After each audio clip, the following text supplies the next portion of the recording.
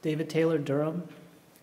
I move to add $15,000 to Fund 10 for a Fund 10 total of $35,963,504 and an overall total of $37,439,552 for the purpose of hiring a contractor nominated by the superintendent and elected by the school board to investigate the culture of distrust and disrespect in our district leadership and community at large, and to report specific recommendations to improve that culture.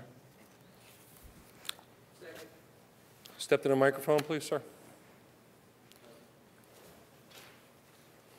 People at home can't hear if we do that. So, I second that. John Collins, Lee. you have both of those, Mr. Secretary? Is there any discussion on? Yes, sir, Mr. Taylor. We have a serious problem in our district. Among our leaders and extending into our community, there is a culture of distrust and disrespect. This has contributed already to talented educators leaving our district, diminishing the education our kids will receive.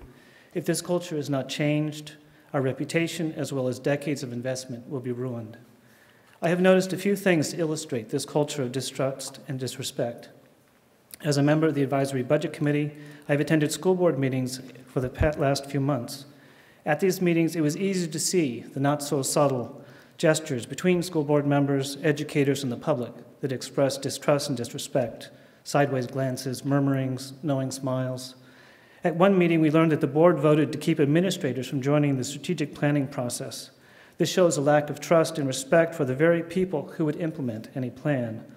All educators have now resigned from the process, as has the independent facilitator. The school board even acknowledged this problem when they adopted a goal this year to, quote, engender a culture of trust, respect, and support, end quote. They held a one-day workshop on the topic, but based on what I've seen at meetings, it was not enough.